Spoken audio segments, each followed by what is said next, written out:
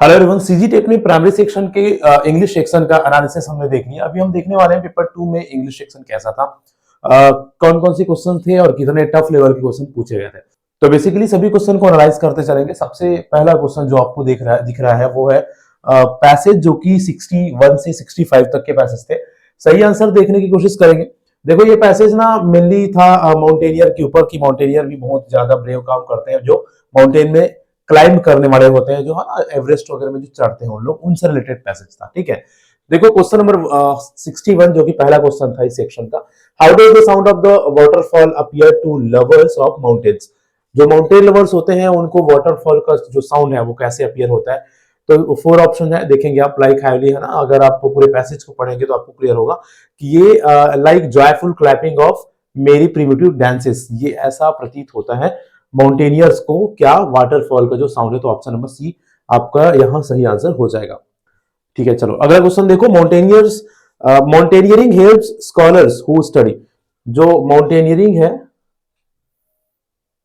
वो हेल्प्स करते हैं ऐसे स्कॉलर्स को जो पढ़ाई करते हैं किसका, रॉक्स का, मिनरल्स का, ग्लेशियर्स का। स्पेस की स्टडी तो एस्ट्रोनॉट्स वाले जो सेक्शन है उसमें हम देखते हैं, और इसमें एस्ट्रोनॉट्स की भी डिस्कशन हुआ है। जो रॉकेट्स वगैरह लॉन्च के साथ जाने वाले एस्ट्रोनॉट्स होते हैं, उन्हीं के जैसा रिस्की काम माउंटेनियरिंग भी होता है, ऐसा बेसिकली इसमें बोला गया है। माउंटेनियरिंग से रिलेटेड और भी बहुत सारी बातें इसमें करी गई है। तो ये बेसिकली जे के और एल, ऑप्शन नंबर बी हो जाएगा सही आंसर 62 का। नेक्स्ट क्वेश्चन देखिए। Who considered mountaineering perennial source of joy, है ना। माउंटेनियरिंग को पेरिनियल सोर्स ऑफ जॉय कौन कंसीडर करता है? तो those who have eyes that can appreciate beauties of nature, है ना, जिनकी आंखें हैं और जो नेचर का सुंदरता को अप्रिशिएट कर सकते हैं वो। तो ऑप्शन नंबर सी इसमें से आंसर हो जाएगा। चलो नेक्स्ट क्वेश्चन में चलते हैं। क्वेश्चन नंबर 4 देखेंगे। अभी हम बेसिकली कोशिश कर रहे हैं कि आपको आंसर बताएं, बाकी और इसको बहुत ही अच्छे से डिटेल में डिस्कस करेंगे आगे आने वाले समय में। Why do scientists wish success to a mountaineer, है ना। साइंटिस्ट लोग माउंटेनियर की सक्सेस का विश क्यों करते हैं? इसमें ऑप्शन ए आएगा, in the hope of obtaining valuable information on atmospheric conditions of the earth. Option number A इसका सही हो जाएगा 64 का आंसर। नेक्स्ट क्वेश्चन देखिए, क्वेश्चन नंबर 65 है।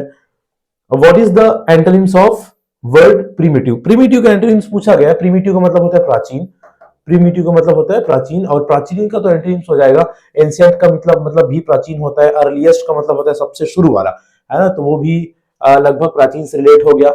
ठीक है, और एवरनेसेंस ये तो अलग ही है, तो मॉडर्न हो जाएगा इसका सही आंसर। ठीक है, मॉडर्न। ठीक है, प्रिमिटिव का एंटोनिम्स हो जाएगा मॉडर्न। मॉडर्न मतलब आधुनिक, प्रिमिटिव मतलब प्राचीन। नेक्स्ट देखिए, ये भी सेकंड ये अनसीन पैसेज आपको दिख रहा है, जो मोरालिटी और ट्रूथ, ठीक है, नैतिकता और सत्यता, सच से रिलेटेड ये था। मोरालिटी और ट्रूथ से रिलेटेड, जिनसे रिलेटेड आपको 6, 7, 8, है ना, 3 क्वेश्चन देखने को मिलने हैं। देखो एक एक करके इनके क्वेश्चन को भी समझते हैं। क्वेश्चन नंबर 67 है। ओके, इससे पहले 66 है ना, 65 तक हम उसमें देखें। 66 नंबर का क्वेश्चन आप देखिए। यहां पर आपको मैच द कॉलम दिया गया था, जिसमें ये ग्रामर के कुछ पॉइंट्स दिए गए थे, मतलब पार्ट्स ऑफ स्पीच बेसिकली हम बोल सकते हैं, और उनके बाद उनसे रिलेटेड वर्ड्स जो इसमें यूज हुए हैं हमारे पोयम में, है ना। तो नाउन है, तो नाउन में अगर आप देखेंगे तो नाउन कौन सा होगा? इंटरप्ले, क्योंकि यहां पर आप देखेंगे द इंटरप्ले वर्ड लिखा हुआ है ना। और जो आर्टिकल है वो यूज होता है, बेसिकली आप जान रहे होंगे कि नाउन से पहले ही हम आर्टिकल का यूज करते हैं, तो द इंटरप्ले हो जाएगा। उसके बाद फ्रेजल वर्ब तो आप स्पष्ट रूप से देख पा रहे हैं, ठीक है, फ्रॉड विथ हो जाएगा। और तो ये ऐसा हो गया। मॉडल वर्ब्स तो स्पष्ट है। मॉडल वर्ब्स तो आप सभी समझ गए होंगे, मॉडल वर्ब्स कैन को बोलते हैं। तो सी का 4 है, सी का 4 ये दोनों में से एक है ना, ये दोनों तो कट गया, दोनों बच गया। नाउन को हम इंटरप्ले मतलब पहला का दूसरा, पहला का दूसरा, ये ऑप्शन नंबर फर्स्ट का इंटरप्ले। और एडजेक्टिव ये है डी का 3, तो ऑप्शन नंबर बी इसका सही आंसर हो जाएगा, है ना। एडजेक्टिव ना एब्सोल्यूट ट्रूथ, ऐसा हम देखे हैं, ठीक है, पूर्णतः सत्य, सत्य को डिफाइन कर रहा है, सत्य की विशेषता बता रहा है, इस कारण से एब्सोल्यूट ट्रूथ बोला गया, इस कारण से एडजेक्टिव हो जाएगा। ठीक, चलो आगे बढ़ते हैं। नेक्स्ट देखते हैं 67 को देखिए। Truth represent an objectives adherence to facts, change the यहाँ पर ना पेजी वॉइस में चेंज करने के लिए बोल रहा है, ठीक है।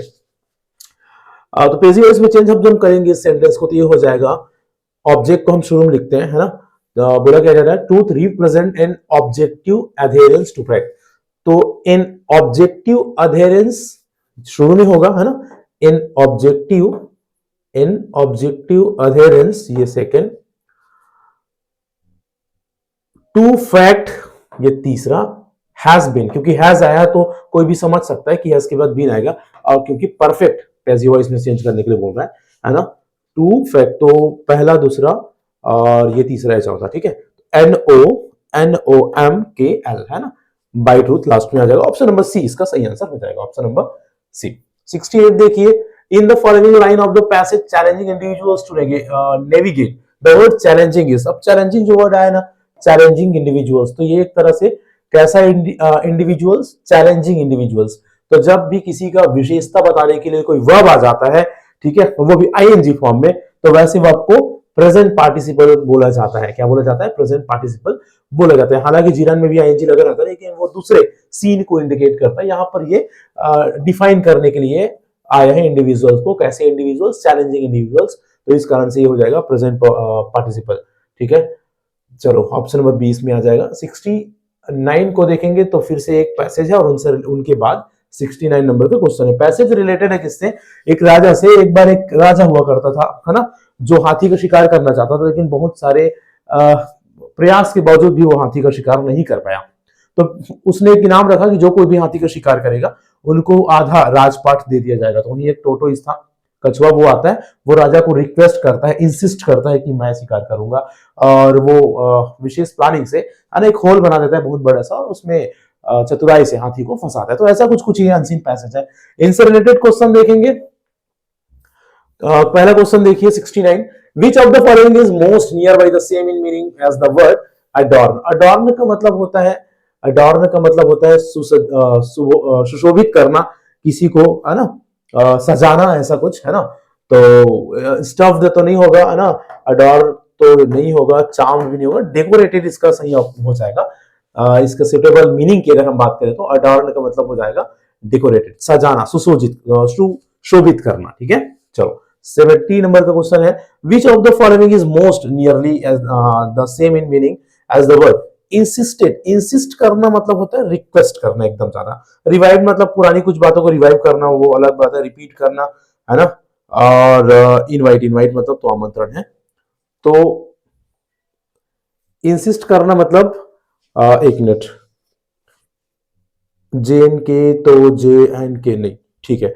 यहां पर जो रिपीट करना है, रिपीट करना मतलब बार बार किसी चीज को बोलना, है ना। इंसिस्ट करना मतलब भी किसी चीज को बहुत ही जोर देकर बोलना, ऐसा कुछ होता है। तो इस कारण से रिक्वेस्ट तो होगा ही होगा। रिपीट में अगर ये ऑप्शन में रहता एल ना, तो हो सकता था, है ना। रिक्वेस्ट करना यहाँ पर फिर ओनली जे ज्यादा सुटेबल है। हालांकि ओनली एल भी है, अगर एल और जे होता तो भी हम उसको देख सकते थे, लेकिन अपन मान के चलते हैं कि वो उसने ना रिक्वेस्ट किया। अगर आप पैसेज के सेंस को देखेंगे ना, तो राजा पहले मना करता है कि आप कछुआ, आप एलिफेंट को कैसे पकड़ पाएंगे, तो वो ना बार बार उनको इंसिस्ट करता है, मतलब रिक्वेस्ट करता है कि मैं कर सकता हूं, है ना। तो पैसेज के सेंस से हम अगर ले तो रिक्वेस्टेड ज्यादा सही हो जाएगा, ओनली जे, ठीक है। चलो 71 को देखिए। 71 के लिए आपको यहाँ पर कुछ लाइंस दिखेगा, फिर से एक पोएम है ना। अच्छा, इनसे पहले जो हमने देखा था 2-3 पैसेज दिखे, अब ये poem, if you can dream and not make dream your master, if you can think. तो यहाँ पर बहुत सारी अलग अलग बातें लिखी हुई है कि अगर आप ऐसा करना चाहते हैं तो आपको ऐसा करना होगा। अगर आप ड्रीम देखना चाहते हैं, सपने देखते हैं, है ना, और सपने को अपना मास्टर नहीं बनाते हैं ना, not make dream your master. तो इनसे रिलेटेड अगर हम चलेंगे प्रश्नों में, तो क्वेश्चन स्टार्ट होता है 71 से, मच द कॉलम है, और यहाँ पर क्या मैच करने बोला है, ट्रूथ है ना, ड्रीम है, तो डोंट मेक योर मास्टर अभी ड्रीम से रिलेटेड था, आपने शुरू में देखा, ठीक है।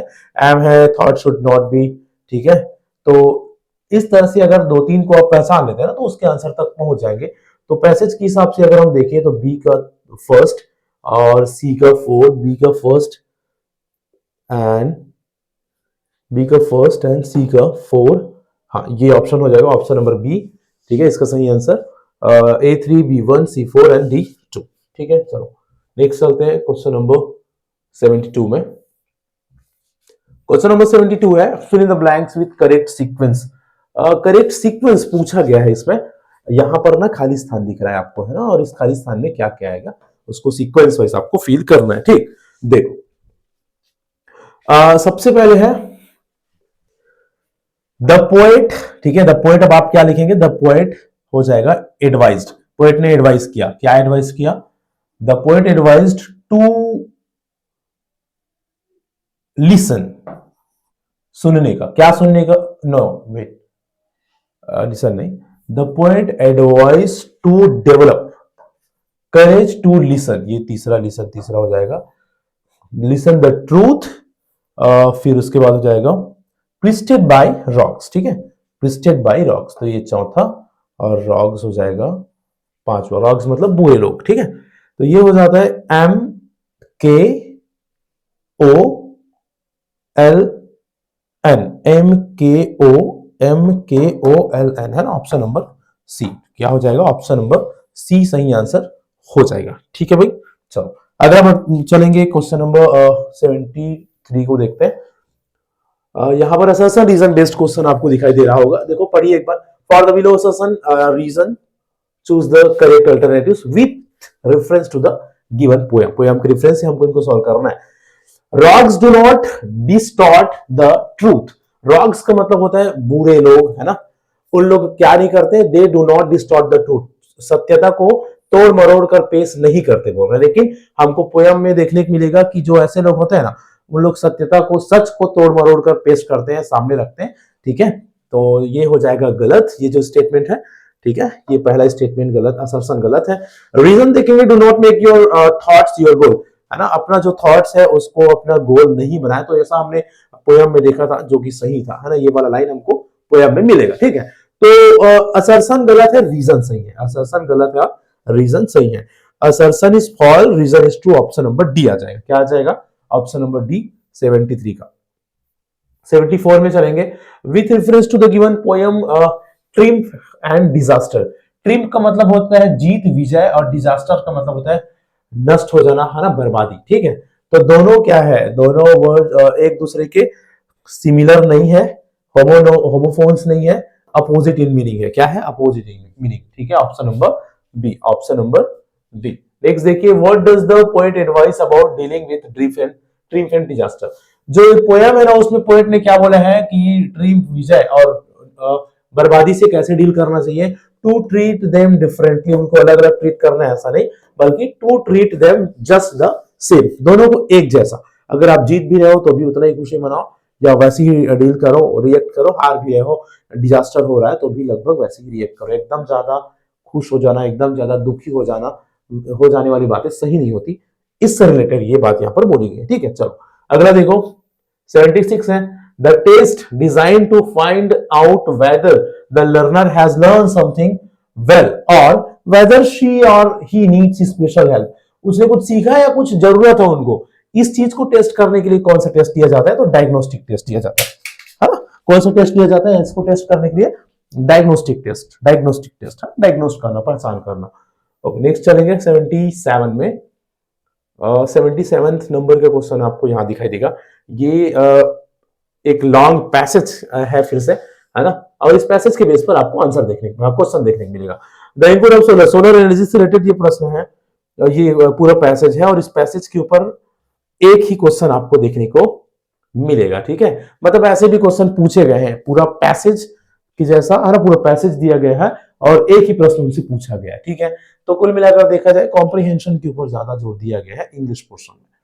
चलो, तो solar energy is not used as, question क्या है, it can be inferred from the passage that the author most likely will use which of the following about the solar energy. Solar energy के बारे में कौन सा चीज बातें कर रहे हैं जो राइटर है वो। ठीक है, तो solar energy is not used as much as it could be used. जितना यूज होना चाहिए उतना यूज नहीं होता। ठीक है,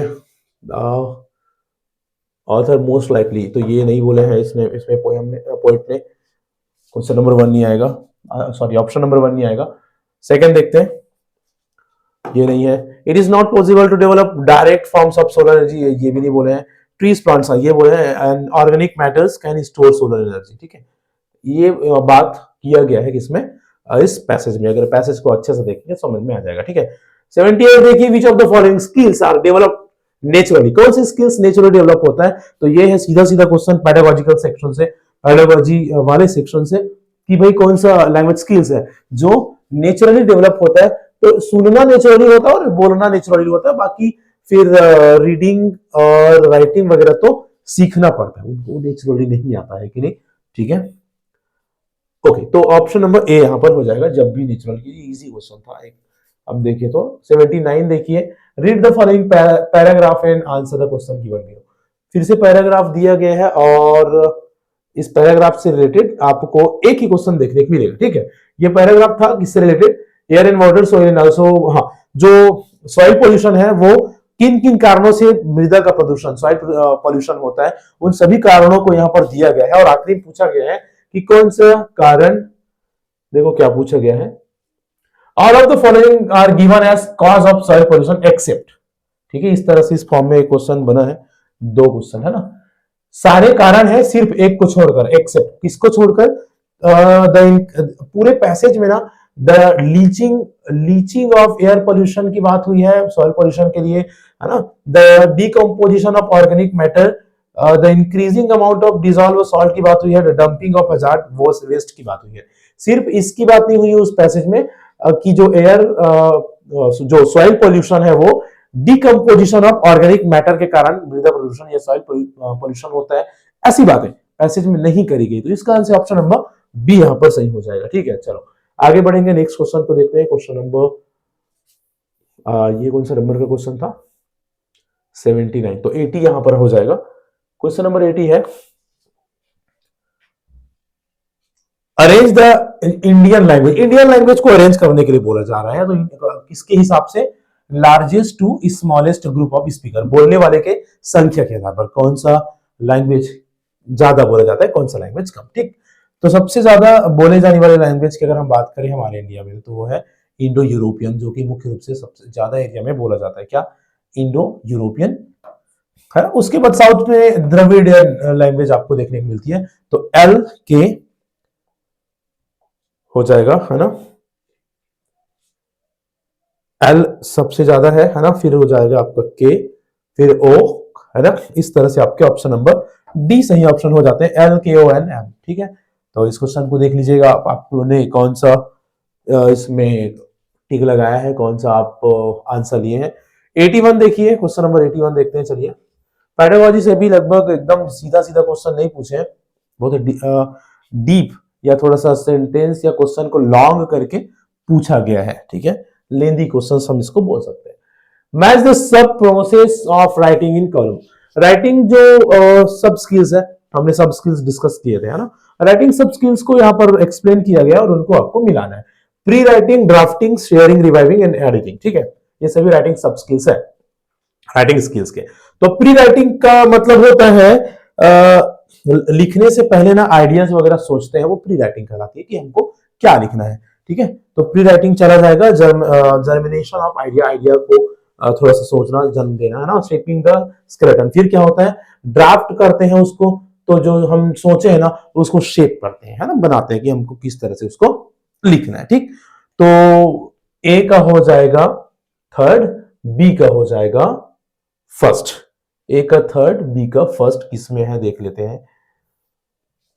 ए का थर्ड, बी का फर्स्ट, ए का थर्ड, बी का फर्स्ट, ऑप्शन नंबर फर्स्ट, ठीक है। सी का 4 है और डी का 2 है, तो ये मिला लीजिएगा आप। चलो चलते हैं, नेक्स्ट देखेंगे। क्वेश्चन नंबर 82 है, direction for the below. Assertion reason based question है फिर से। असर्शन क्या है, evaluating listeners are the toughest audience in the technical environment, है ना। एवेल्युएटिव लिसनर्स, ऐसे ही लिसनर्स जो एवेल्युएट करते हैं चीजों को, थोड़ा सा, है ना, उस पर निष्कर्ष निकालने की कोशिश करते हैं, ऐसे जो लिसनर्स होते हैं ना वो टफेस्ट ऑडियंस होते हैं, ठीक है। ये क्या हो गया, असर्शन हो गया, ठीक है। अब देखेंगे रीजन को, देखेंगे एवेल्युएटिव listeners tend to ask a lots of questions and can become impatient and interruptive, ठीक है। They also tend to leave if they receive too much illogical information. तो यहाँ पर इवैल्यूएटिव लिसनर्स है उनके बारे में एक्सप्लेन किया गया कि जो इवैल्यूएटिव लिसनर्स होते हैं उन लोग बहुत ज्यादा क्वेश्चन पूछते हैं और इंटरप्ट भी करते हैं, तो इसी कारण तो टफेस्ट ऑडियंस होते हैं ना भाई, ऐसे लिसनर जो निष्कर्ष निकालने वाले होते हैं। तो दोनों तो सही है भाई, है ना। जो इवैल्यूएटिव लिसनर्स है डेफिनेटली वो टफेस्ट ऑडियंस होंगे ही होंगे। क्यों टफेस्ट होंगे? क्योंकि वो लोग एकदम ज्यादा प्रश्न पूछते हैं, निष्कर्ष निकालते हैं, कारण जानने की कोशिश करते हैं, इस कारण से। तो दोनों सही है, रीजन और असर्शन दोनों सही है। तो हमारा ऑप्शन कहाँ है? दोनों सही वाला, true but both and option number first है, ठीक है, कि दो assertion and reason both are true and the reason is the correct explanation of assertion। ठीक, चलो आगे बढ़ेंगे। नेक्स्ट 83 को देखिए। which of the following is not a good techniques to tackle the stammering in the classroom में जो stammer होता है ना, बच्चे स्टैमरिंग करते हैं, ठीक है, अटकना, वो उसको अच्छे से कैसे टैकल किया जा सकता है? ठीक है, सिंगिंग और रिदमिक स्पीच से विच of the following is not, कौन सा अच्छा टेक्निक नहीं है? ठीक है, तो अच्छा टेक्निक को तो यहाँ पर टिक नहीं लगाना है भैया ना, नॉट को हमको देखना पड़ेगा। तो ये सिंगिंग और ये हो गया, डीप ब्रीदिंग हो गया, ये ठीक है, stimulus reading, allowed reading by the sufferer in the class, जो स्टैमर कर रहे हैं उनके द्वारा अकेले जोर जोर से पढ़ना एक बढ़िया रीजन है ऐसा, ये इसका सही आंसर हो जाएगा, हो सकता है ऑप्शन नंबर सी इसमें, ये सबसे ये उनका एक बढ़िया तरीका नहीं होगा, ठीक है, जोर जोर से अकेले खुद पढ़ना। चलो 84 देखिए। Which of the following principles of language teaching focuses to provide a good model of speech before students? ठीक है, बोलने के लिए बहुत बढ़िया मॉडल की अगर हम बात करते हैं ना, principle of oral speech. Oral speech मतलब बोलना, ठीक है, बोलने की बात हो रही, स्पीच बोलना सिखाने के लिए सबसे अच्छा मॉडल कौन होगा? प्रिंसिपल ऑफ ओरल स्पीच ही हो जाएगा, ठीक है। चलो नेक्स्ट देखते हैं, क्वेश्चन नंबर 85 देखिए। Which method of teaching grammar is based on the principles of particular to general, है ना, विशिष्ट से सामान्य की ओर वाला मेथड जो होता है पार्टिकुलर टू जनरल होता है, वो इंडक्टिव मेथड कहलाता है, जिसमें हम फार्मूला से एग्जांपल से फार्मूला की ओर आते हैं, है ना, विशिष्ट से सामान्य, प्रिंसिपल टू पार्टिसिपल, जिसको इंडक्टिव मेथड बोला जाता है, ऑप्शन नंबर बी, ठीक है। चलो नेक्स्ट देखिए। Read the following paragraph and answer the questions below given, पढ़ो और आंसर दो, ठीक है। ये क्या है? Artificial refrigerator is the process of removing heat. हाँ, यहाँ पर ये बताया गया आर्टिफिशियल रेफ्रिजरेटर्स होते हैं, वो कैसे प्रक्रिया, कैसे उनका प्रोसेस होता है, किस तरह से वो चीजों को कूल करता है, क्या क्या उनकी प्रक्रिया होती है, प्रोसेस होती है ना। तो the heat is move from inside of the container to outside, जो हीट होती है वो अंदर से बाहर की ओर जाता है, ऐसा बोल रहे हैं ना। और ये ऑपरेशन ऐसा बहुत सारी पॉइंट्स इसमें दिया गया है। अब इसमें क्वेश्चन देखो, artificial refrigerator involves the following process except, निम्नलिखित क्वालिटीज गुण इसमें होते हैं एक्सेप्ट, एक को छोड़कर, किसको छोड़कर? देखो, या एक नहीं, इनको छोड़कर, किसको छोड़कर? The pumping of water vapour through a pipe and the rapid expansion of certain gases, तो ये हो गया। एंड हाँ, तो अगर आप उसको अच्छे से पढ़ेंगे पैसेज को, तो आपको समझ में आएगा कि आप यहाँ पर क्वेश्चन नंबर एल और एम नहीं आते, मतलब यहाँ पर देखेंगे जो हीट का ट्रांसफर है ना, बाहर से आउटसाइड से इन साइड की ओर होता है, बोल रहे हैं, जो कि गलत है, इन साइड से आउटसाइड होता है करके हमने जस्ट अभी पढ़ा है ना, तो एम तो आएगा ही आएगा। अब जे तो ये तो सही है, इसमें एल आ जाएगा, the evaporator of a volatile, नहीं वेट, ये नहीं आएगा, ये जे और एम आएगा, ऑप्शन नंबर ए है ना, the pumping of water vapour through a pipe and option M है ना, ये वाले ऑप्शन। तो आई थिंक ये वाला आ जाएगा, हो सकता है ये भी ले ले, बाकी अब देखना पड़ेगा यहाँ पर हम किसको लेते हैं। अभी हम इसको मान के चल रहे हैं, किसको? ए को, जे और एम को, ठीक है। चलो अगला क्वेश्चन देखते हैं, क्वेश्चन नंबर 88 देखिए। हाँ 87 में आते हैं, है ना, 86 के बाद। Which of the following languages child learn in the most natural situation? कौन से भाषा को सबसे आसानी से नेचुरली सीखेंगे? तो पहली भाषा जो है ना, फर्स्ट लैंग्वेज, उसी को तो नेचुरली सीखेंगे, है कि नहीं? बाकी स्कूल लैंग्वेज सब तो बात की बात होती है। तो ये भी एक इजी क्वेश्चन है 87। 88 देखिए, Which of the following points is not recommended for effective delivery of speech? Effective delivery of speech से रिलेटेड कौन सा किसको रिकमेंड नहीं किया जा सकता है ना। Speak up so that the everyone can hear you but don't shout. बोलो which one of the following points is not recommended for effective delivery of speech, है ना। बोलो speak up but do not so that everyone can hear, है ना। बोलो सब सुन सके ऐसा बोलो, लेकिन डोंट शाउट, चिल्लाओ मत, है ना। सही बात है। और ये मजेदार बात भी नहीं है ना। नॉट बोले है, ठीक है। आगे देखते हैं। Avoid awkward gesture and movement. Avoid awkward gesture and movements, हाँ सही है ना। अवॉइड करो भाई ऑकवर्ड गेस्चर को। स्पीक, पढ़ो, सॉरी बोलो, पढ़ो नहीं, है ना। जब बोल रहे हो तो बोलो, पढ़े जैसा मत बोलो, ऐसा बोल रहे हैं। ये भी सही बात है। D, your language should be ornaments. आपका जो लैंग्वेज है, आप जो लैंग्वेज जानते हो, है ना, नेटिव लैंग्वेज जो आपको मदर टंग, उसको थोड़ा सा आभूषण के रूप में यूज करो अपने बोलने में, ऑर्नामेंट्स के रूप में, ठीक है। चलो, तो तीनों तो सही है, पहला गलत है, मतलब पहला नहीं आएगा। और नहीं कौन सा है पूछा गया, तो ऑप्शन नंबर ए इसका सही आंसर हो जाएगा। Select the most appropriate answer. Text book को लेकर सबसे एप्रोप्रिएट आंसर कौन सा है? They are entertaining learning resource, select the most appropriate answer, ठीक है। ठीक है। दे कंटेन स्पेसिफिक इंफॉर्मेशन, सही बात है, for a particular group at particular aids to teaching and learning, ठीक है। Okay, they are for general group and seek to cover much wider range of knowledge. They contain specific information for a particular group and are particular aids to teaching and learning, ठीक है। it is इनका theoretically impossible to teach बोल रहा है without them। अच्छा, पुस्तक के बिना पढ़ा मुश्किल बोल रहा है, नहीं गलत बात है। ऑप्शन नंबर बी ज्यादा सुटेबल लग रहा है।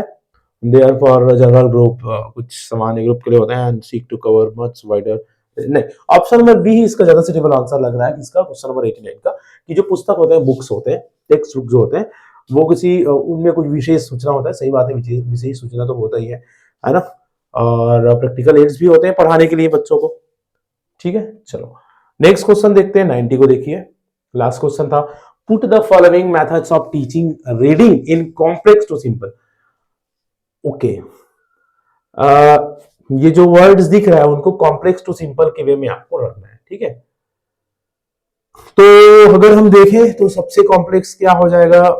फ्रेज पहला, फिर फ्रेज कॉम्प्लेक्स टू सिंपल, उससे सिंपल होता है वर्ड, फिर होता है सिलेबिक, है ना, मतलब साउंड, उसके बाद हो जाता है अल्फाबेटिक, है ना। तो 1 2 3 4, ठीक है, मतलब MJLK, MJLK, ठीक है। MJLK कहाँ है भाई? हाँ, वेट, MJKL, हाँ सॉरी, ठीक है, MJK सिलेबिक के बाद वर्ड्स अल्फाबेटिक, है ना, MJKL, हाँ हम तो इसी सेंस में रखे थे, MJKL, ठीक है। तो ऑप्शन नंबर सी। तो इस तरह से पेपर 2 था जो सीजीटेट के एग्जाम का, उसको भी हमने एनालाइज किया। हमने आंसर जानने की कोशिश किया है और सारे आंसर्स को डिस्कस किया है। उम्मीद करते हैं कि ऐसे ही आंसर्स हमारे फाइनल ऑफिशियल आंसर की में हमको देखने को मिलेगा, और आने वाले आपके एग्जाम्स में ऐसे क्वेश्चंस आपको देखने को मिल सकते हैं, टीचर एग्जाम्स में।